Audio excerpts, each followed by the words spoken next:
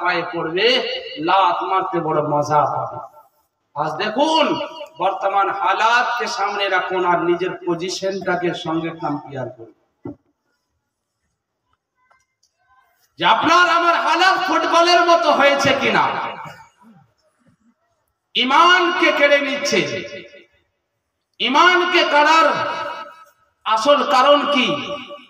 বলছে যতক্ষণ পর্যন্ত কোন ইমানদার, কোন মুমিন যখন জমিনের বুকে থেকে যায় তো দুশমনের দিল পর্যন্ত কাঁপতে লাগে।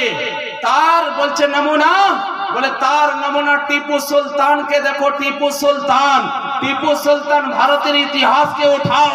বলে টিপু সুলতান যতদিন ভারতে জিন্দা ছিল ইংরেজের বাপের দিন হয়নি বলে তাই ভারত আমার।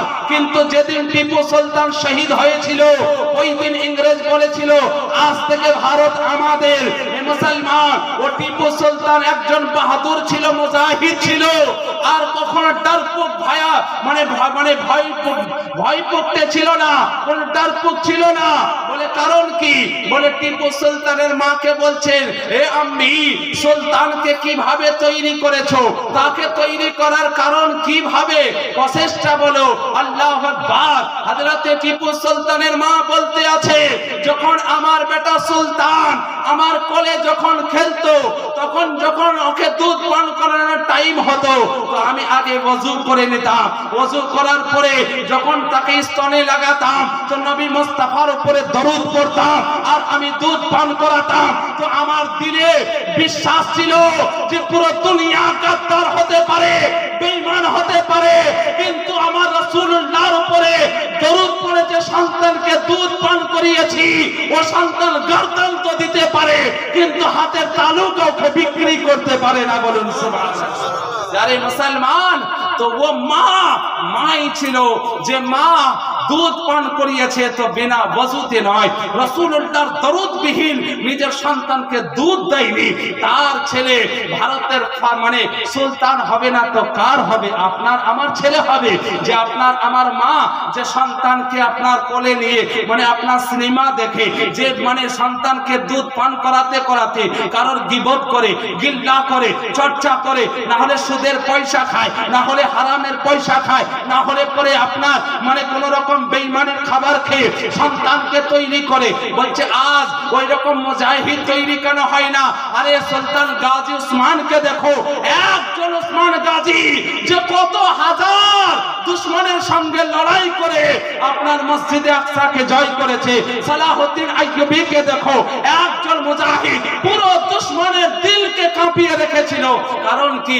বলে যে মুজাহিদ কে হয় মানে আর মানে আপনার বাহাদুর কে হয়? তো বলছে বাহাদুর ওইজন ব্যক্তি হয় যে ব্যক্তি আল্লাহ আল্লাহ রাসূলের সচ্চা আশিক আর দিওয়ানা হয়, সে বাহাদুর হয়।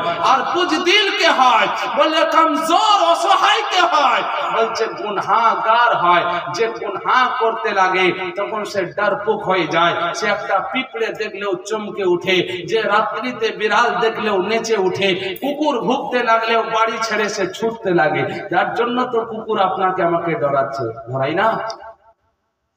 রাস্তাঘাটে নেড়ি কুত্তা আপনাকে আমাকে ভুকে ডরাচ্ছে কিনা? যখনই ভুগতে লাগছে তখনই মানে ভয়ে তো আপনার আমার প্যান্ট গিলি হয়ে যাচ্ছে যে কামড়িয়ে না দেয়। তো ওর ভয়ে রাস্তা চেঞ্জ করে নিচ্ছি, কারণ গুনাহ করে করে দিলকে আপনার সিয়া আর কালো করে নিজের ঈমানকে শেষ করে দিয়েছি। যার জন্য কুকুরও ভুগলে পরে ভয় লেগে যায়।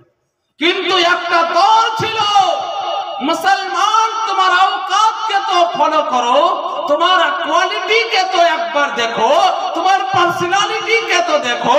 अल्लाह मुसलमान के কত ইজ্জত দিয়েছে দেখো। আমি কাউকে হিট করে বলছি না বা কাউকে কটাক্ষ করে বলছি না, আমি তো কোরআনের তাফসীর বলছি। তাফসীর কোরআনকে উঠান, সূরা কাহাফকে উঠান। সূরা কাহাফে দাকিয়ানুসের ভয়ে 7 জন আসহাবে কাহাফ যখন রাত্রি অন্ধকারে আপনার সফর করলেন, এ জালিমের কাছে থাকবো না, আল্লাহ আল্লাহর রাসূলের মুহাব্বতে আল্লাহর ইবাদত করার জন্য দেশ ছেড়ে দেব, মুলক ছেড়ে দেব, যেখানে আমান আছে, যেখানে শান্তি আছে, ওখানে ওখানে আল্লাহর ইবাদত করব বলে 7 জন যুবক 7 জন নওজওয়ান রাত্রি অন্ধকারে যখন দকিয়ানুসের রাজত্ব থেকে বের হয়ে যাচ্ছে, এক কুকুর আপনার লেজ হিলাতে হিলাতে আপনার সাথ ধরে নিল। যুবক ভেবে নিল এ কুকুর তো আরে কুকুরের ব্রাদারি যখন অন্য কুকুরকে দেখবে তো এ ভুগতে লাগবে, চেঁচাতে লাগবে, ভুগবে এ, ধরা পড়বো আমি, চেঁচাবে এ, ধরা পড়বো আমি। তো এ কুকুরকে তাড়াও। পাথর তুলে যেই না পাথর মারতে লাগলো, কুকুর তুই পিছন ছেড়ে দে, কুকুর তুই রাস্তা ছেড়ে দে, কুকুর তুই পিছন ছেড়ে দে। ও কুকুর কি করলো, নিজের পিছনকার পা দুটোতে ভর দিয়ে আগেকার পা দুটোকে হাতের রূপ দিয়ে আল্লাহর কাছে ফরিয়াদ করলো, আল্লাহ তুমি আমাকে জবান দাও, আমি তোমার বান্দার সঙ্গে কথা বলতে চাই। আল্লাহর দয়া হলো, কুকুরকে জবান দেওয়া হলো। কুকুর বলতে আছে, এ আল্লাহর বান্দা, তোমরা হলে আল্লাহর নেক বান্দা, আল্লাহকে রাজি করার জন্য দেশ ছাড়ছো। আমি তোমাদেরকে মহব্বত করি, আমি কুকুর হতে পারি, আমি কুকুরের বংশ থেকে হতে পারি, আমার নসল কুকুর থেকে হতে পারে, কিন্তু আল্লাহ আমাকে অতটা বুদ্ধি দিয়েছে যে কাকে দেখে চেঁচাতে হবে আর কাকে দেখে চেঁচাতে হবে না। বলুন সুবহানাল্লাহ। কাকে দেখে চেঁচাতে হবে আর কাকে দেখে চেঁচাতে হবে না, কাকে দেখে ভুগবো আর কাকে দেখে ভুগবো না, সেটা আল্লাহ আমাকে বিবেচনা দিয়েছে। আল্লাহ ওয়ালা তোমাদেরকে আমি দেখে ভুগবো না, যেহেতু তোমরা তো আল্লাহ ওয়ালা, সচ্চা মুসলমান, সচ্চা দীনদার, ঈমানদার, পরেজগার। আল্লাহ বলছেন ও কুকুর তো আল্লাহ ওয়ালা মুসলমানকে মহব্বত করেছে, ও কুকুর আল্লাহ ওয়ালা দিনদারকে মহব্বত করেছে, ভালোবেসে নিয়েছে।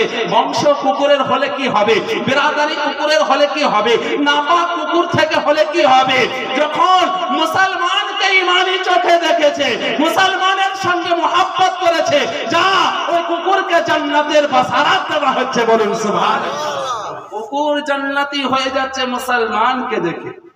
হ্যাঁ, মুসলমানকে দেখে কুকুর জান্নাতি হয়ে যাচ্ছে। हर मुसलमान तुम्ही जहन्नमी हो।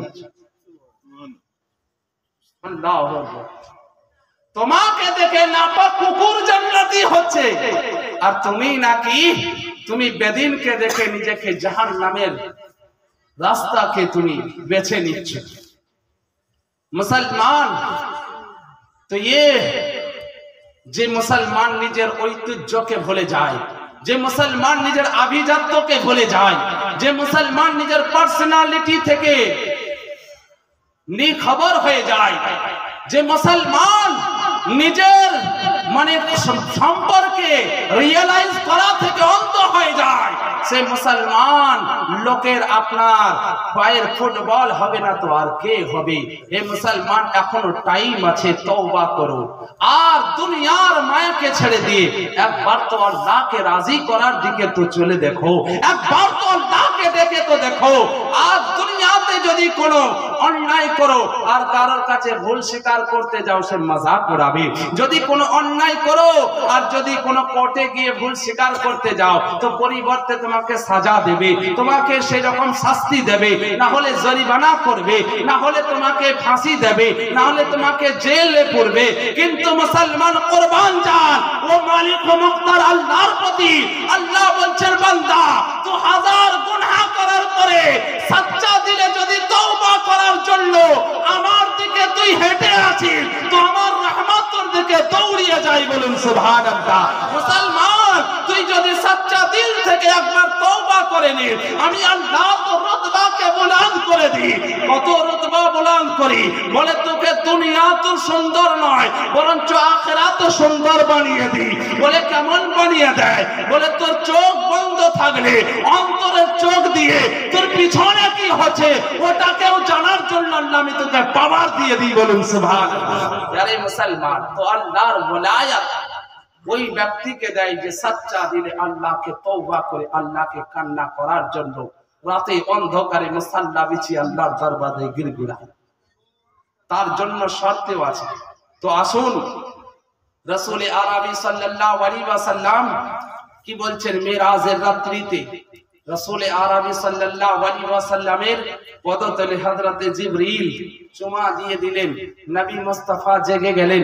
জাগার পরে আকাই নামদার মাদানিয়াত আসদার জনাবে মুহাম্মদুর রাসূলুল্লাহ সাল্লাল্লাহু আলাইহি ওয়াসাল্লাম যখন জেগে গেলেন, হযরতে জিবরিল বলছেন, ইয়া রাসূলুল্লাহ, বোরাক সামনে আছে, আল্লাহর মানে হাবিব মাহবুব হাবিবকে দাওয়াত দিয়েছেন আল্লাহ পাকের দিদারের জন্য। আল্লাহু আকবার। রাসূল আরবি সাল্লাল্লাহু আলাইহি ওয়াসাল্লাম ওযু করলেন, নামাজ পড়লেন। নামাজ পড়ার পরে বোরাকের উপরে সওয়ার হলেন। মসজিদে আকসাতে যখন যাচ্ছেন, কোন মসজিদে আকসা? যে মসজিদে আকসার জন্য আজ পুরো দুনিয়াতে তোলপাড় চলছে। এ মুসলমান, আরে কিছু না হলে তো প্যালেস্তিনের ওই সমস্ত বাচ্চাদেরকে তো সবক শিখো। আল্লাহু আকবার। 2 বছরের একটা বাচ্চার ইতিহাসকে দেখে, 2 বছরের একটা বাচ্চার ঘটনাকে দেখে কলিজা পর্যন্ত হিলে গেছে, পুরো শরীরের মানে লোম থাড়ো হয়ে গেছে। আল্লাহু আকবার। মুজাহিদ কে হয়? বাহাদুর কে হয়? এ মুসলমান, ও মায়ের কোলের মধ্যে 2 বছরের একটা বাচ্চা বোতলে দুধ পান করতে আছে, বোতলকে মুখে লাগিয়ে দুধ পান করতে আছে মায়ের কোলে। আর এদিকে দুশমন বোমের ট্যাং লাগিয়েছে উড়ানোর জন্য, ধ্বংস করার জন্য। ওই 2 বছরের বাচ্চা মায়ের কোল থেকে দেখছে দুশমন চতুর্দিকে বোম লাগিয়েছে উড়ানোর জন্য। ওই দুধের বাচ্চা তো হাতিয়ার ধরতে পারে না, বম তো ধরতে পারে না, কোন রকম মানে মিসাইল তো ধরতে পারে না। আল্লাহ তাকে কেমন মুজাহিদ বানিয়েছে, ওই দুধের বোতলকে হাতিয়ার বানিয়ে ওই ট্যাঙ্ককে লক্ষ্য করে আপনার ছুটতে আছে। ওই বাচ্চাকে জিজ্ঞাসা করছে, বাচ্চা, এ তোমাকে কে বুদ্ধি কে দিল যে দুশমনকে দুধের বোতল ছুড়েও মারা যায়, দুশমনকে দুধের বোতল দিয়েও নিশানা করা যায়? এ বুদ্ধি কে দিল? তোমার কি কোনো ভয় লাগে না? সঙ্গে সঙ্গে বাচ্চা বলছে, আজ আল্লাহ যদি আমাকে দুনিয়াতে ভূমিষ্ঠি করেছে, মাকে জিজ্ঞাসা করা হয়েছে, মা তুমি কিসের জন্য, তোমার কি ভয় লাগে না? 2 বছরের দুধের বাচ্চা মারা যাবে, শহীদ হয়ে যাবে। মা বলতে আছে, আমি বাচ্চাকে দুনিয়াদারি করার জন্য পয়দা করিনি, বরঞ্চ তিনি ইসলামের হেফাজতের জন্য বাচ্চার জন্ম ঘটিয়েছি। বলুন সুবহানাল্লাহ। মুসলমান, তো আজ ভাবুন ওই প্যালেস্তিনের বাচ্চা, যারা আপনার ছোট ছোট কচি বাচ্চা মায়ের কোল উজড়িয়ে যাচ্ছে, বাচ্চা ছোট ছোট বাচ্চারা নিজের হাতে নাম লিখছে। মিডিয়া জিজ্ঞাসা করছে, হাতে নাম কেন লিখছো?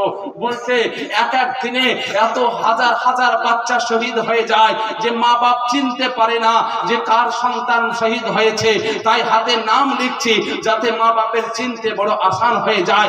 এ মুসলমান, আজ তাকে তো দেখে তোমার দিল কাঁপে না, তুমি ফেসবুকে তুমি শেয়ার করে দাও, হোয়াটসঅ্যাপে তুমি টুইট করো, কিন্তু মুসলমান একবার বলো যে তার জন্য তুমি কি করেছো? আজ খোদা না করে, আল্লাহ যেন না করে যে সেই রকম যদি কোন রকম ভাবে যদি ওই সিচুয়েশন আপনার আমার জন্য ঘটে, তখন আপনার আমার কি অবস্থা হবে? মুসলমান, তার জন্য আমি কোনো ভড়কানিমূলক ভাষণ দিচ্ছি না, বা আপনাকে উগ্র করছি না, বা আমি সমাজ বিরোধী মূলক কথা বলছি না, আপনাকে হাতিয়ারের ধরার জন্য কথা বলছি না, বা মহলকে বিগড়ানোর কথা বলছি না। আমি তো আপনাকে সুন্দর প্রসেস দিতে চাই। পরিবেশকে ঠিক রাখুন, মানে শান্তি সুষ্ঠু বজায় রাখুন, অত্যাচারীদের কাছ থেকে নিজেকে হেফাজতে রাখুন। আল্লাহ তো আপনাকে বড় হাতিয়ার দিয়েছে, যে হাতিয়ারের নাম হলো, বলছে বান্দা গুনাহ থেকে তওবা করে নে, আর রাত্রি অন্ধকারে মুসাল্লাকে বিছিয়ে দে। আল্লাহর দরবারে খালি হাত নিয়ে তোর ফোঁটা চোখের পানি ফেলে দিয়ে আল্লাহর কাছে দোয়া কর। একবার তো দোয়া করে দেখ, যেমন আবরা বাহিনীকে ওই আবাবিল পাখি দিয়ে ধ্বংস করে কাবার হেফাজত করেছে, আবার ওই রকম আল্লাহ পাক নিজের রহমত দিয়ে ওই আপনার প্যালেস্তিনের হেফাজত করবে। বলুন সুবহানাল্লাহ। কিন্তু মুসলমান, আপনার আমার দিল তো কাঁদে না, কারণ গুনাহ করে করে আপনার আমার দিল এত মানে পাথর হয়ে গেছে, এত শক্ত, এত মজবুত হয়ে গেছে যে এই দিলে না মায়ের কোনো ফিলিংস আছে, না বোনের কোনো ফিলিংস আছে, না ভাইয়ের সঙ্গে বেওয়াফাই করতে দিলে কোনো এতটুকু চোট লাগে, না কাউকে কারোর সঙ্গে বেঈমানি করতে এতটুকু দিলের মধ্যে ব্যথা যায়। নামাজের কথা তো বলি, রোজার কথা তো বলি, তিলাওয়াতে কোরআনের কথা তো বলি, কিন্তু প্রকৃত মানুষ হওয়ার কথা কি কখনোই বলি? এই সমস্ত অমানসিকতার কারণ কি? এই সমস্ত রকম দুনিয়াতে এত ফিতনা ফ্যাসাদের কারণ কি? বলছে এত বড় বড় এডুকেটেড হচ্ছে, এত বড় বড় কলেজেস আছে, এত বড় বড় স্কুল আছে, এত বড় বড় ইউনিভার্সিটি আছে, এত বড় বড় ইংলিশ মিডিয়াম আছে, বড় থেকে বড় যোগ্যতা আছে, ডিগ্রি বলা হচ্ছে, তারপরেও দুনিয়াতে উন্নতি নাই, একের পর এক অবনতি হচ্ছে। তো বাবা শুনেন, কলেজেসের কোনো কসুর বা তার কোনো দোষ নেই, স্কুলের কোনো দোষ নেই, শিক্ষার কোনো খামি নেই। তো বলছে শিক্ষার যদি ত্রুটি না থাকে, কলেজের যদি ত্রুটি না থাকে, স্কুলের যদি ত্রুটি না থাকে, শিক্ষার যদি ত্রুটি না থাকে, এডুকেশনের যদি ত্রুটি না থাকে, তাহলে ত্রুটিটা কার, ভুলটা কার? তো বলছে তোমার পরওয়ারিশের ভুল। বলে কি রকম পরওয়ারিশ? বলছে তোমার ছেলেকে হাই এডুকেটেড বানাচ্ছ, সে তো অফাদারের জন্য তোমাকে তো উস্কানি দিচ্ছে, অফাদার হয়ে যা, গাদ্দার করি হস না, বেঈমানি করিস না, বাটপাড়ি করিস না, ধোকাবাজি করিস না, চিটিংবাজি করিস না, দৌলতের জন্য কোন মানুষের ফিলিংস নিয়ে খেলা করিস না। কিন্তু তাকে কেউ বাধ্য করছে গাদ্দারি করার জন্য, তাকে কেউ বাধ্য করছে বেঈমানি করার জন্য। বলে সে কে? বলছে তুমি যে হারামের লোকমা খাইয়ে যে বাচ্চাকে পরওয়ারিশ করেছো, তার ওই হারামের কামাইয়ের জন্য, সেই হারামের কামাইয়ের খাবার যখন পেটে গেছে, তো সেই হারামের কামাই থেকে তার ব্লাড তৈরি হয়েছে, তার শরীরে মাংস তৈরি হয়েছে।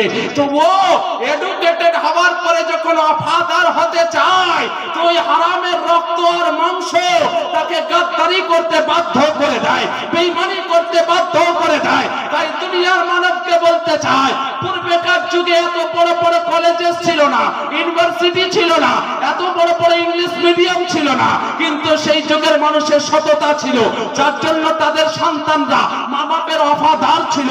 আজকের যুগে হারামের কামাই খাইয়ে খাইয়ে বেটাদের পরওয়ারিশ করি, যার দৌলতে মা বাপকে শেষ বয়সে বৃদ্ধা আশ্রমে যেতে হয়, শেষ বয়সে ভাতের জন্য দরবাদার ভিক্ষা চাইতে হয়, শেষ বয়সে বাপকে আপনার 50টা টাকার জন্য অঝর নয়নে পানি ছড়াতে হয়। এ মুসলমান, এ সমস্ত অন্য কোনো কারণের জন্য নয়, এ তো তোমার পরওয়ারিশের কোথাও না কোথাও খামি আছে, ত্রুটি আছে। একবার হালালের উপার্জন করে নিজের সন্তানকে পরওয়ারিশ করে তো দেখো, কসম খোদার দুনিয়া গাদ্দার হয়ে যেতে পারে, কিন্তু ওই সন্তান তোমাকে এতটুকু গাদ্দারির কোনো আঁচ তোমার মধ্যে আসতে দেবে না। কিন্তু মুসলমান, আজ তো আপনার আমার তো মেন্টালিটি এরকম হয়ে গেছে, যেমন করে হোক আমাকে রাজ প্লেস বানাতে হবে, ব্যাংক ব্যালেন্স বানাতে হবে, শহরে বাড়ি বানাতে হবে, কলকাতা সিটিতে বাড়ি বানাতে হবে, মার্সিডিজ কিনতে হবে, আরো অন্যান্য আইয়াসি করতে হবে। মুসলমান সে হারামের কামায় না, হালালি কামায় না, চিটিং এর কামায় না, ধোঁকাবাজির কামায়, কোন রকম ফিলিংস নেই। নামাজ পড়ছি, চিটিং বাজি করছি, রোজা রাখছি, হারামও খাচ্ছি, আপনার সমস্ত ইবাদত করছি, সুদে পয়সাও খাটাচ্ছি। এ মুসলমান, তো এই সমস্ত মুসলমানের খারাপ দিন আসবে না তো আর কার আসবে? এ মুসলমান, টাইম আছে, এখনো পর্যন্ত টাইম আছে। একবার অন্তর থেকে তওবা করে নাও, একবার তো আল্লাহকে রাজি করার জন্য একবার তো তওবা করে নাও। দুনিয়া তো তোমার মজাক করাবে। আল্লাহ বলছেন, বান্দা যদি তওবা করার জন্য আমার কাছে তুমি সচ্চা দিলে তওবা করতে আসো, আমি আল্লাহ তোমার গুনাহকে maaf করে আমি দুনিয়াতে তোমার ইজ্জতকে উচ্চ করে দেব। বলুন সুবহানাল্লাহ। আরে মুসলমান, না হলে লাস্ট ফিনিশিং কি হবে? যারা আজ পজিশনের অহংকার দেখায়, যারা পয়সার গরম দেখায়, যারা দৌলতের গরম দেখিয়ে নামাজকে কাজা করে দেয়, কিভাবে? নামাজ রোজা তো গরিবের জন্য, মাযাল্লাহ আস্তাগফিরুল্লাহ, এ ফিরাউনের জন্য তো নয়, সাদ্দাতের জন্য তো নয়, কারুনের জন্য তো নয়, নমরুদের জন্য নয়। কোরআন বলতে আছে, এ দুনিয়ার দৌলতওয়ালা, দৌলতের অহংকার করিও না, দৌলতের ফাকার করিও না, দৌলতের ঘমান করিও না, কারণ যখন তুমি মারা যাবে এ দুনিয়ার কোনো জিনিস তোমার সঙ্গে যাবে না, যাবে তো 5 থেকে 5.5 মিটার কাফনের কাপড়। আর আল্লাহ যদি নারাজ হয় ওই কাফনের কাপড়টুকু তোমার নসিব হবে না, ওই কাফনের কাপড়টুকু তোমার ভাগ্যে জুটবে না। তো তুমি কিসের অহংকার করো, কিসের গৌরব করো, কিসের ঘমন্ড করো? যদি নমরুদের মতো নমরুদি দৌলতের যদি তুমি সেই রকম যদি তুমি ঘমন্ড করো তো নমরুদের যে অবস্থা হয়েছে তোমারও সেই রকম অবস্থা হবে, ফিরাউনের যে রকম অবস্থা হয়েছে তোমারও সেই রকম অবস্থা হবে, কারুনের যে অবস্থা হয়েছে তোমারও সেই অবস্থা হবে। আর যদি দুনিয়ার দৌলতকে লাভ মেরে দিয়ে যদি নিয়তকে পাক ও সাফ করে নাও আল্লাহকে রাজি করার জন্য, আখিরাতের পুঁজিকে সঞ্চয় করার জন্য যদি নিয়তকে যদি দুরুস্ত আর পাক করে নাও তো দুনিয়াতেও আল্লাহ তোমার ইজ্জতকে বুলন্দ করবে, আখিরাতেও তোমার ইজ্জতকে উচ্চ করবে। বলছে আজ মুসলমান কেউ তো আপনাকে বলছে ইহুদি নাসারা বেদিনকে দেখে ফলো করছে কি এই যা হবে দেখা যাবে, মরে যাওয়ার পরে যা কিছু হবে, মরে গেলেই তো শেষ, সব পারছে। মুসলমান এ তো অন্য কারণ মাযহাব হতে পারে যে নিজে পাথর, যার খোদা পাথর, যার মাযহাব পাথর, যার সব পাথর, তার হয়তো অস্তিত্ব শেষ হতে পারে। কিন্তু ইসলামের মধ্যে জন্ম নিলেই শুরু নয় আর মৃত্যু নিলেই শেষ নয়। ইসলামের জন্য জন্ম নিলেই শুরু নয় আর মৃত্যু হলেই শেষ নয়। বলছে কি? বলছে কেউ যদি ইমানি হালাতে দিনদার পরেজগার হয়ে যদি কেউ মারা যায় তো তার জন্য দুনিয়াটা যত সুন্দর হবে তার থেকে অধিক সুন্দর তার কবর হবে। বলে তার থেকে তার অধিক সুন্দর হাসর হবে, তার থেকে তার অধিক সুন্দর আখিরাত হবে। বলে কারণ কি? কারণ যে দুনিয়া সুন্দর হবে তার থেকে তার বেশি সুন্দর কবর হবে, তার থেকে অধিক সুন্দর হাসর হবে, তার থেকে অধিক সুন্দর আখিরাত হবে। এর কারণ কি? কি কারণে সুন্দর হবে? বলছে দুনিয়াতে পয়সা থাকলে যত লম্বা সফর করবে তো মদিনার সবুজ গম্বুজ সে দেখতে পাবে, আর ইমানি হালাতে যদি মারা যায় তো কবরে রাসূলুল্লাহ নূরানি চেহারার দিদার পাবে। বলুন সুবহানাল্লাহ। দুনিয়াতে যত লম্বা সফর করবে তো মদিনা ওয়ালার সবুজ গম্বুজ নজর আসবে, আর যখন মারা যাবে ইমানি হালাতে তো কবরে রাসূলুল্লাহ নূরানি চেহারার দিদার করবে। বলুন সুবহানাল্লাহ। আর যে রাসূলুল্লাহ নূরানি চেহারার দিদার করে নেবে তো তার কবর তো আপনার খুব সুন্দর হবে। কত সুন্দর হবে, কত সুন্দর হবে। বলছে রাসূলুল্লাহ কোথায় আসবে, কেমন আসবে, কিভাবে আসবে কোনো গ্যারান্টি নাই, কিন্তু কসম খোদার নিজের মানে আশিক, নিজের মানে মাহবুব, নিজের চাহনে वाला, নিজের গোলামের কবরের অন্ধকারকে দূর করার জন্য রাসূলুল্লাহ নূরানি চেহারা মানে নিজের আশিকের কবরে অবশ্যই হাজির হবে। বলুন সুবহানাল্লাহ। কারণ কবরকে যে মানে রওশন করতে হবে, কবরকে যে আপনার কবরের অন্ধকারকে দূর করতে হবে। এই মুসলমান তো আজ আপনি ইহুদি নাসারা বেদিন মুশরিককে দেখে আজ আপনি বলছেন তাদের আকীদা হলো যে মরে গেল শেষ হয়ে গেল, কিন্তু আজ জানেন কোরআনে কারীমের আর হাদিসের ফরমান হলো কিয়ামত মানে সত্য, আপনার জান্নাত জাহান্নাম সত্য, কবরের আযাব সত্য। আর এটাকে কেউ যদি অস্বীকার করে তো সে কাফির, সে কাফির। কেউ যদি মৃত্যুকে অস্বীকার করে, কেউ যদি জান্নাত জাহান্নামকে অস্বীকার করে সে কাফির, কেউ কবরের আযাবকে কেউ যদি অস্বীকার করে তো সে কাফির হবে।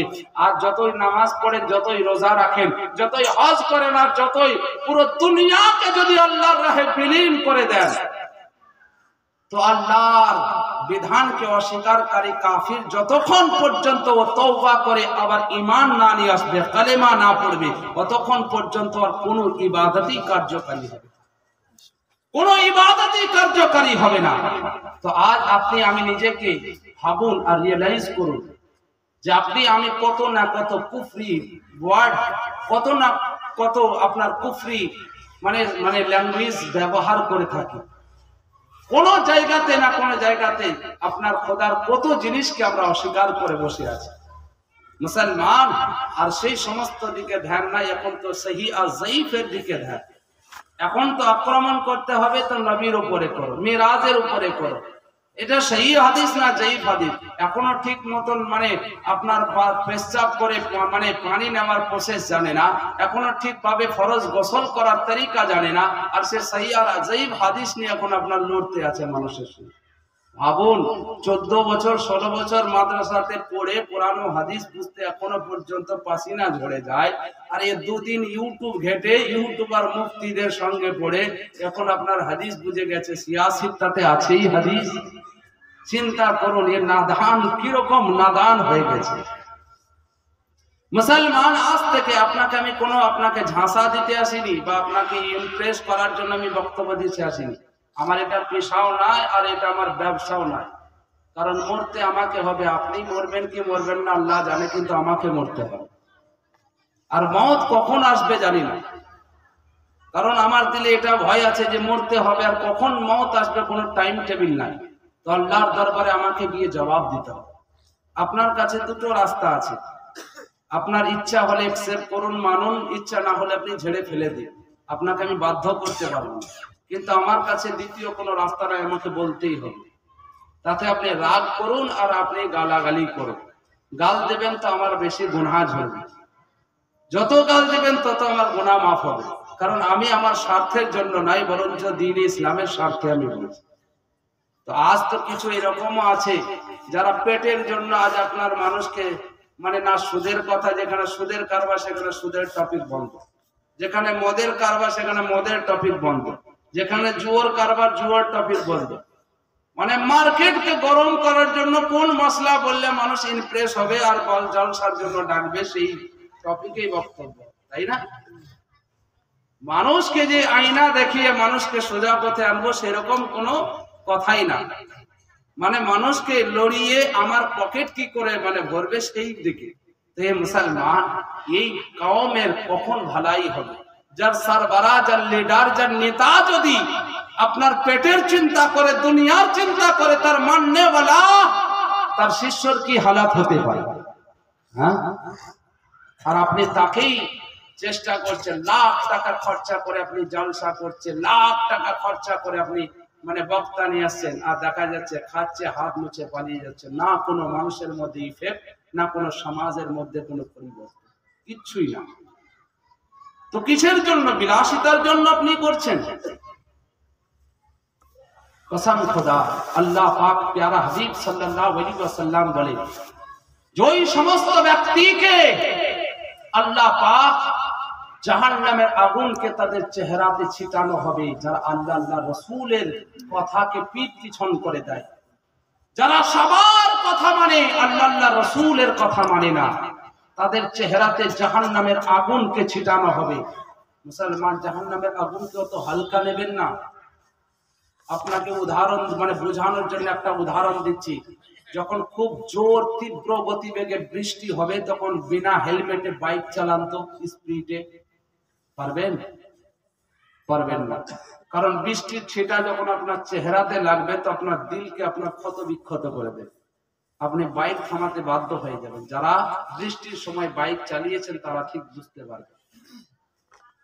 যখন বৃষ্টি হয় জোরে আর বিনা হেলমেটে যখন বাইক চালায়, তো ঠান্ডা শীতল পানির বাড়ি যখন মুখে লাগে তো দিলকে মনে মনে হয় ক্ষত বিক্ষত করে দেয়, মানুষ বাধ্য হয়ে যায় বাইককে থামাতে।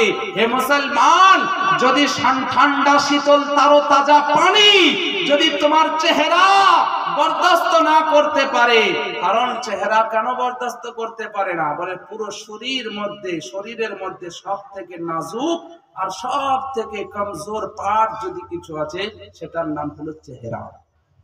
যেখানে চোখ আছে, নাক আছে, জবান আছে, কান আছে, বলে এত নাজুক বাবা, বা এটাকেও আপনি বলতে পারেন যে শরীরে সব আছে কিন্তু চেহারা নাই, তো শরীরের কোনো দামও নেই।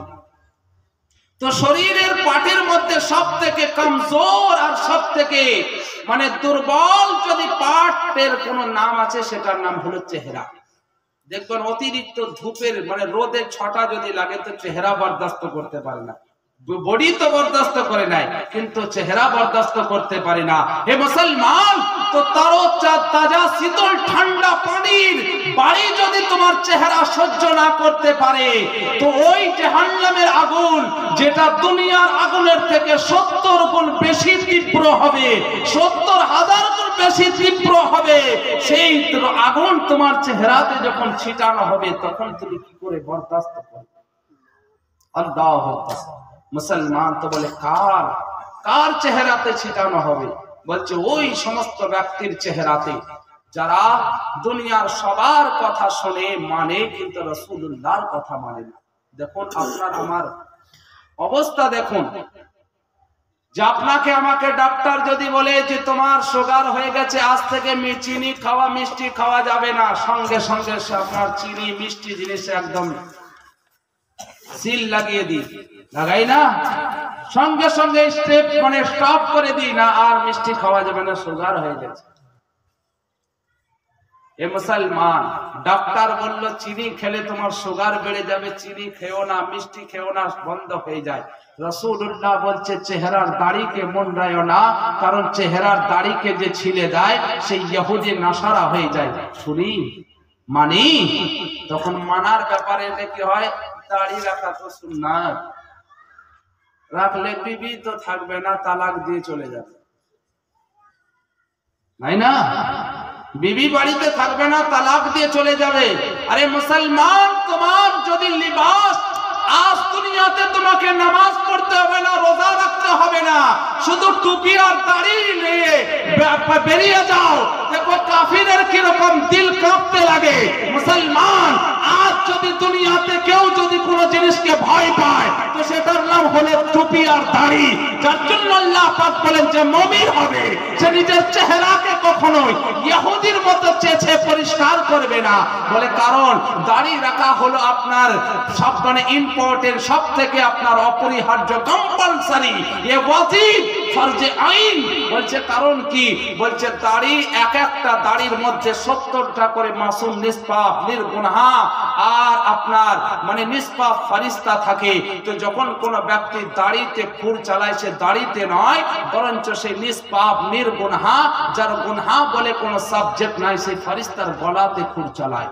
তো যে ফেরেশতাকে জবাই করে, যে ফেরেশতাকে হত্যা করে, যে ফেরেশতাকে শহীদ করে, সে কখনো মুসলমান হতে পারে না। সে অন্য করে ইহুদি হতে পারে, নাসারা হতে পারে, বেদিন হতে পারে। এ মুসলমান, আজ আপনাকে দুনিয়ার জন্য বলছি না, আল্লাহর রাসূলের খাতিরে বলছি। কারণ আমি জানি আমার মালিক হলো আল্লাহ, আর রুজিরও মালিক হলো আল্লাহ। আপনাকে রাজি করে আমাকে ইমামতি করতে হবে এইরকম না। মুসলমান, আজ যে আপনাকে এতদিন ধরে অবগত করানো হয়নি, সেটা নিজের শুধু পাপড়কে শেখার জন্য, নিজের রুটিকে শেখার জন্য, নিজের রোজি রুটিকে বজায় রাখার জন্য আপনার কাছে এই সমস্ত জিনিসগুলোকে আপোষ করে রাখা হয়েছে। কারণ বলছে যে দাড়ি কাটলে পরে, দাড়ি কাটনেওয়ালা ব্যক্তি যদি কাবার চৌকাঠে দাঁড়িয়ে আল্লাহর কাছে ইবাদতের দোয়া করে, তার কোনো দোয়া আল্লাহর বরকতে কবুল হয় না। বলে যদি সে মারা যায়, খোদা না করে মারা যায়, তো সে বেঈমান হয়ে মারা যাওয়ার সম্ভাবনা আছে। হে মুসলমান, এত দূর পর্যন্ত আপনাকে বলা হয়েছে। রাসূলুল্লাহ বলছে তোমরা দাড়িতে খুর চালায়ো না। আমরা কথাটা শুনি না, কিন্তু ডাক্তার বলে যে তোমার সুগার হয়ে গেছে, মিষ্টি খেও না। তো আমরা তখন বন্ধ করি। শুনি দুনিয়ার সবার, যদি না শুনি তো আল্লাহ রাসূলের শুনি না। ডাক্তার যদি বলে ব্লাড প্রেসার হয়ে গেছে, প্রেসার বেড়ে গেছে, লবণ খেও না, নুন খেলে পরে তোমার আরো প্রেসার বেড়ে যাবে, সঙ্গে সঙ্গে স্টপ করে দিই। রাসূলুল্লাহ বলছেন হে আমার প্যারা, তোমরা গুনাহ করিও না, তোমাদের নাম জাহান্নামের লিস্টে রাখা হবে। আমাদের কোনো তফাৎ পড়ে না, আমাদের কোনো অনুশোচনা জাগে না। মুসলমান, আজ যদি আমার রাসূলে আরবি বলেন, যদি কেউ এক ওয়াক্তের নামাজ কাজা করে, তার নামটা জাহান্নামের চৌকাঠে লিখে দেওয়া হয়, জাহান্নামের রেজিস্টারে লিখে দেওয়া হয়। আপনার আমার এতটুকু তফাৎ পড়ে না, ফারক পড়ে না। মুসলমান, আপনি আমি কতটা বুজদিল আর আইয়ার আর কতটা দুনিয়ার মানে আইয়াশিতে মগ্ন হয়ে গেছি। আর এই জাহান্নামের খাতাতে যদি নাম উঠে যায়, তো দুনিয়ার কারোর ক্ষমতা নাই ওই নামকে ক্যান্সেল করতে পারে। মুসলমান, তো তোমার নাম, তোমার বিবির নাম, তোমার বাচ্চার নাম, তোমার বেটির নাম দিনে 1000 বার জাহান্নামের চৌকাঠে লেখা হচ্ছে। তোমার ঘুম কি করে আসে রাত্রে? তোমার ঘুম কি করে হয় রাত্রিতে? মুসলমান, কবে তুমি চিন্তা করবে? কবে তুমি পরিবর্তন হবে? কবে তুমি শুধরাবে? আজ তুমি বুঝো না, আজ তুমি বুঝো না, কবে বুঝবে? যেদিন তুমি মরে যাবে সেদিন যখন বলছে হাদিসে পাকের মধ্যে রাসূল আরবি সাল্লাল্লাহু আলাইহি ওয়াসাল্লাম, অনেকেই তো বলে থাকে মৌলভী সাহেবদের এগুলো বলা, এগুলো ভয় দেখানো এদের কাজ, এদের এগুলোই পেশা। আল্লাহ কসম খোদার, ভয় দেখানোর কোন রকম আপনাকে আমার কোনো মানে কোন রকম আমার মধ্যে কোনো খুশিও নেই, আর কোন রকম আমার ইচ্ছেও নেই। কারণ হাদিসে পাকে নবী মুস্তাফা বলছেন, যখন কোন মানুষ মারা যায়, যেদিন মানুষের মৃত্যুর সিলাই দিয়ে চোখকে সিদিয়ে দেওয়া হবে, ওই দিন মানুষের ঘুম ভাঙবে, ওই দিন মানুষের চোখ খুলবে। সেদিন যখন বলছে, যখন কোন মানুষ মারা যায়, তো মৃত্যু মানুষের ওপরে জিন্দা মানুষ যতটা কান্না করে, তার থেকে 1000 গুণ বেশি ওই মুর্দা ব্যক্তি কান্না করে। কিসের জন্য কান্না করে? ওই দিন ফেরেশতা তাকে বলবে, ওরে জালিম, তোকে আলিম, কত বড় বড় আলিম তোকে চিৎকার করে করে তোকে বলেছিল গুনাহ ছেড়ে দে, তওবা করে নে, আল্লাহর দিকে ফেরত আয়। না তোর সন্তান কাজে আসবে, না তোর দৌলত কাজে আসবে, না তোর পজিশন কাজে দেবে, না তোর মাল কাজে দেবে, না তোর ব্যাংক ব্যালেন্স কাজে দেবে, না তোর প্রপার্টি কাজে দেবে। পুরো দুনিয়া তোকে ভুলে যাবে, তোর কবরে তোকেই যেতে হবে, তোর জবাব তোকেই দিতে হবে। ওই দিন মুর্দা ব্যক্তি কাঁদবে আর বলবে, হায় আফসোস, আমি নিজেকে আপন ভেবে যার জন্য হারাম কাজ করেছি, সেই সন্তান তো দেখছি শুধু কান্না করে আমাকে তো কবরে গেড়ে দেবে, আর তো কিছুই করবে না, আর তো আমার জন্য কোন রকম তাদের কোনো ফিলিংসই জাগবে না। হে মুসলমান, এই সমস্ত মৃত্যু আর হায়াত আল্লাহ দিয়েছে তোমাকে সতর্ক বার্তা দেওয়ার জন্য, তোমাকে পরিবর্তন হওয়ার জন্য। কিন্তু মুসলমান, আমরা গুনাহ করে করে আমাদের বিবেকের পর্দা এতটাই মোটা হয়ে গেছে যে আমাদের অনুশোচনা করার মতো সেই বিবেক আর মনুষ্যত্বটাই হারিয়ে গেছে, যার জন্য আমাদের অন্যায় করলেও আমাদের দিল কাঁপে না, গুনাহ করলেও আমাদের ভয় লাগে না, মৃত্যুর তো কোনো ভয়ই জাগে না। কারণ মানুষ যখন ঘোর লেগে যায়, মানুষের যখন দিশা সেন্স হারিয়ে যায়, তখন সে হাজার যাই কিছু করুক না কেন, তাকে কোনো রকম তাকে বোঝানো যায় না, তাকে ফেরানো যায় না।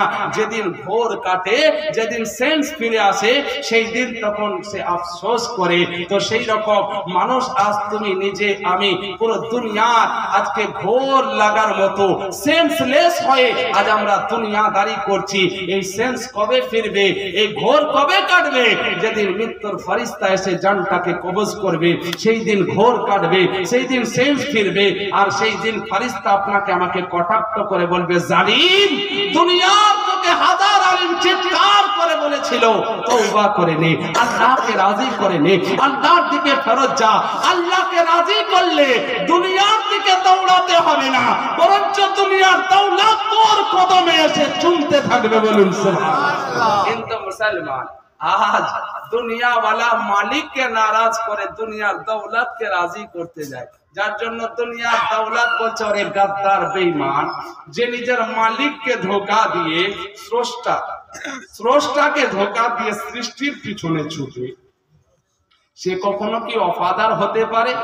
তো সে তার ভয়ে যত আমরা দৌলতের দুনিয়ার দিকে দৌড়াই, দুনিয়া আমাদের কাছ থেকে ততই দূরে চলে যায়। আর যারা দিনের দিকে দৌড়িয়েছে, তখন দুনিয়া বলেছে, এ আল্লাহ বালা, তুই দুনিয়াকে ত্যাগ করে দিনকে আপন করেছিস, মালিককে রাজি করে নিয়েছিস, স্রষ্টাকে রাজি করে নিয়েছিস, তো মালিকের সৃষ্টি তোকে রাজি করার জন্য তোর পিছনে দৌড়তে আছে। বলুন সুবহানাল্লাহ। যারা মুসলমান, তো আউলিয়ায়ে কেরাম, বুজুর্গানে দ্বীন, আলিমে হাক্কানি রব্বানি যারা ছিলেন, তারা দুনিয়ার দৌলতের সওদা করেনি, ইমানের সঙ্গে কখনো দৌলতের সওদা করেনি, না দুনিয়ার আইয়াসের সঙ্গে সওদা করেছে, না দুনিয়ার কোন আপনার ওই রকম শক্তিশালীর সঙ্গে সওদা করেছে। আরে সর্বদাই তো তারা ভেবেছে যে মওত আমাদের আসবে, কখন আসবে জানি না, কিন্তু যতদিন এই বডিতে জান আছে, যদি লড়তে হয় তো আল্লাহর জন্য লড়বো, লড়তে হয় তো হকের জন্য লড়বো, লড়তে হয় তো সত্যের জন্য লড়বো। কারণ যদি ফিরে বেঁচে যায় তো গাজী বলবে, আর যদি মারা যায় তো শহীদা বলবে। বলুন সুবহানাল্লাহ। শহীদ বলবে, আর শহীদ কখনো মরে না, শহীদ তো অমর হয়ে যায়। আল্লাহ যেমন দুনিয়াতে তাদেরকে ইজ্জতে রাখে, তার থেকে হাজার গুণ ইজ্জতে তাদেরকে আপনার কবরে রাখে। বলুন সুবহানাল্লাহ। আর কোরআনও বলেছে যারা শহীদ হয়ে গেছে, যারা আল্লাহর ওলি, যারা আল্লাহর নবী, তাদেরকে মুর্দা বলিও না, তারা নিজ নিজ কবরে জিন্দা আছে, আর আল্লাহর পক্ষ থেকে তাদেরকে রুজিও দেওয়া হয়। বলুন সুবহানাল্লাহ। প্যারে মুসলমান, তো আজ যে সমস্ত ব্যক্তি আপনাকে গোমরাহ করতে চায়, পথ ভ্রষ্ট করতে চায়, আর আপনাকে আমাকে বলে যে এটা করো না, শিরিক হয়ে যাবে, আল্লাহর ওলির বরকতে যেও না, শিরিক হয়ে যাবে।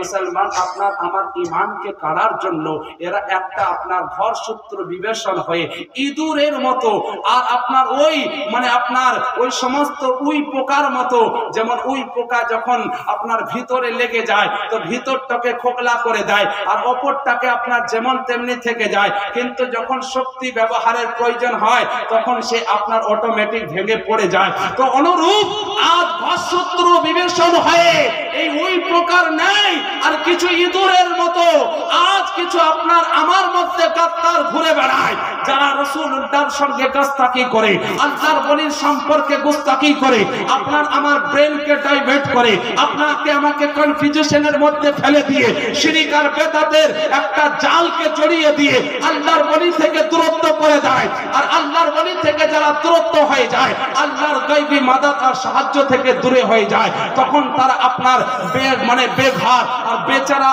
আর বেবাস হয়ে যায়, তাদের সাহায্যের জন্য আর কেউ আসে না। কারণ এ মুসলমান, যদি চিনতে হয় তো কুকুরকে দেখেই একবার চিনে নাও, শিক্ষা নিয়ে নাও। কারণ কুকুরকে যদি কেউ ধরে মারে পিঠে, তো কুকুর চিৎকার করতে করে সে শুধু বাঘ খুঁজে যে আমি মালিকের ঘর কিভাবে যাব। কারণ তার বিশ্বাস আছে যে যদি মার কেউ বাঁচাতে পারে একমাত্র আমার মালিকই পারে, তাই না? রাস্তার কুকুরকে মারলে ও কুকুর নিজের মালিককে খুঁজে মালিকের ঘরের দিকে দৌড় লাগাতে লাগে, কারণ যে মার থেকে যদি কেউ বাঁচাইতে আমার মালিকই বাঁচাইতে। আর নেড়ি কুত্তা যার কোনো মালিক নাই, তাকে কি করে?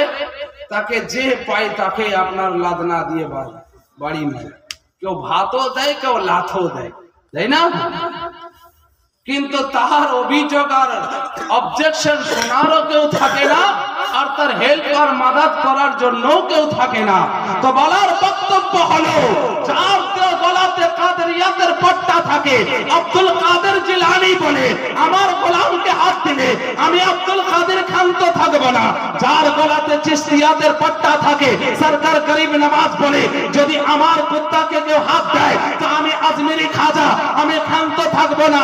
যেমন পৃথিবীরাজ চৌহানকে জব্দ করার জন্য পুরো রাজস্থানের পানিকে ঘাটিতে ভরে ভারতের 90 লাখকে কালমা পড়িয়েছি, আজও পর্যন্ত আজমিরের সরজমিনে থেকে পুরো ভারতের মুসলমানকে হেফাজতের জন্য আমি জেগে আছি। বলুন সুবহানাল্লাহ। আজ সেই আজমিরে খাজার প্রতি আজকে আপনাকে আমার ঈমানকে বরবাদ করতে হয়, আজ আপনার আমার ঈমানকে খোকলা করে বলে যে সরে যাও। কারণ জানেন, যখন ভাই আপনি একজোট হয়ে 5 ভাই থাকে তো দুশ্মনেরও দিল কাঁপতে থাকে যে তার ফ্যামিলির দিকে তাকায়। তো বলে ফ্যামিলিকে কমজোর বদলা নিতে গেলে কি হয়, তখন ওই ভাইদের মধ্যে একটা জাসুস আর একটা ওই রকম স্পাইকে ভরা হয়, ওই রকম মুনাফিক একজনকে পাঠানো হয়, গাদ্দারকে, বেঈমানকে। আর সে কি করে, এ ভাইয়ের নফরতের কথা ওই ভাইকে বলে আর দিলকে বিষায়, ওই ভাইয়ের কিছু ইস্যুকে পেয়ে এই ভাইয়ের দিলকে বিষাক্ত করে দিয়ে ভাই ভাই আপনার দ্বন্দ্ব লাগিয়ে ভাইকে আলাদা করে দেয়। যখনই তার আলাদা আলাদা হয়ে যায় তখন দুশমন সুযোগ পেয়ে যায় যে এবার মানে পেয়ে গেছি, কারণ আর তো 5 ভাই একজোট নেই যে তাকে এক ভাইকে মারলে আর এক ভাই আসবে। এরা তো ভাই ভাই দুশ্মন হয়ে গেছে, ভাই ভাই শত্রু হয়ে গেছে। হে মুসলমান, সেই রকম পুরো দুনিয়ার কাফির, পুরো দুনিয়ার দুশ্মন চায় যে মুসলমান আলাদা আলাদা হয়ে যায়, মুসলমান বিভিন্ন ফিরকাতে বটবরা হয়ে যায়, তাহলে মুসলমানকে হত্যা করতে সুবিধা হবে। মুসলমান কেন বুঝো না?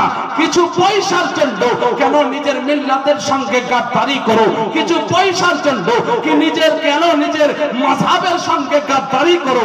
কিছু পয়সার জন্য কেন নিজের দ্বীনের সঙ্গে গাদ্দারি করছো? কিছু পয়সার জন্য কেন নিজের ধর্মের সঙ্গে গাদ্দারি করো? আর এই পয়সা তো তোমার লানত। আরে তোমার থেকে তো কুত্তাও বড় ওফাদার, আরে তোমার থেকে তো কুত্তার জিন্দগিও বেহতার। কারণ তুমি তো পয়সার লালচের জন্য নিজের ভাইয়ের সঙ্গে গাদ্দারি করো, নিজের মায়ের সঙ্গে গাদ্দারি করো, নিজের বাপের সঙ্গে গাদ্দারি করো, নিজের মাযহাব আর ধর্মের সঙ্গে গাদ্দারি করো। আরে কুকুর তো তোমার থেকে বড় ওফাদার। যদি এক মুঠো কারোর খাবার পায় তো সে মালিকের কখনো গাদ্দারি করে না। এ মুসলমান, তো এখনো পর্যন্ত টাইম আছে যে সমস্ত গাদ্দার থেকে বাঁচুন আর ইতিহাসকে ফলো করুন, 1925 কে ফলো করুন। আজ বলছে যে এটা তো মক্কাতে হয় না, ওটাতে তো মদিনাতে হয় না, এ তো মক্কাতে এইরকম নামাজ হয়, মদিনাতে তো ওই রকম নামাজ হয়। আরে মক্কার মদিনা শরিয়ত না, মক্কাকার মদিনাকে ফলো করার কথা রাসূল বলেননি। রাসূল বলেছেন কোরআন আর হাদিসকে ফলো করো, সাহাবাকে ফলো করো, তাবে তাবিনকে ফলো করো, আহলে বাইতকে ফলো করো, নবী বলেছেন। কিন্তু মক্কা মদিনাকে ফলো করার কথা বলেননি, কারণ নবী জানতেন একটা যুগ আসবে নাজদীরা 1000 সাহাবীকে শহীদ করে তারা নাজায়েজ লোকের সাহায্য নিয়ে মক্কাতে নিজেদের রাজত্ব আর নিজেদের ক্ষমতার মালিক হবে। আর যখন মুসলমানের প্রতি অত্যাচার হবে তখন ওই নাজায়েজ বাপের নাজায়েজ সন্তান মুখে লাগাম লাগিয়ে চুপচাপ বসে থাকবে।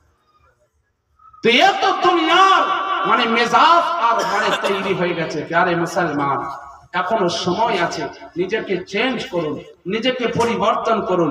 আসুন আমি একবার দরুদ পাঠ করুন। আল্লাহুম্মা সাল্লি আলা সাইয়্যিদিনা মাওলানা মুহাম্মদ ওয়া আলা আলি সাইয়্যিদিনা।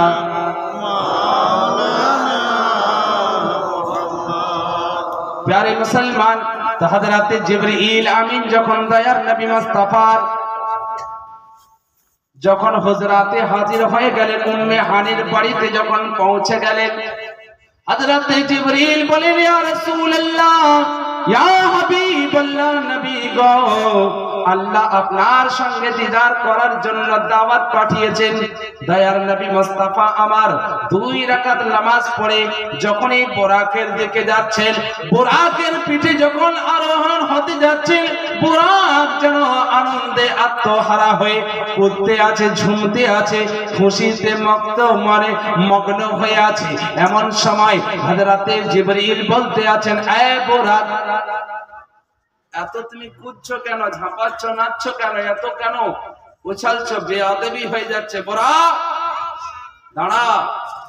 বলছে, আজ তো বড় খুশি, আমি আত্মহারা হয়ে গেছি, কারণ বিশ্ব জগতের রহমত, দয়ার অবতার মুহাম্মদুর রাসূলুল্লাহ সাল্লাল্লাহু আলাইহি ওয়াসাল্লামকে আমার পিছে চাপানোর সুযোগ যে পেয়েছি।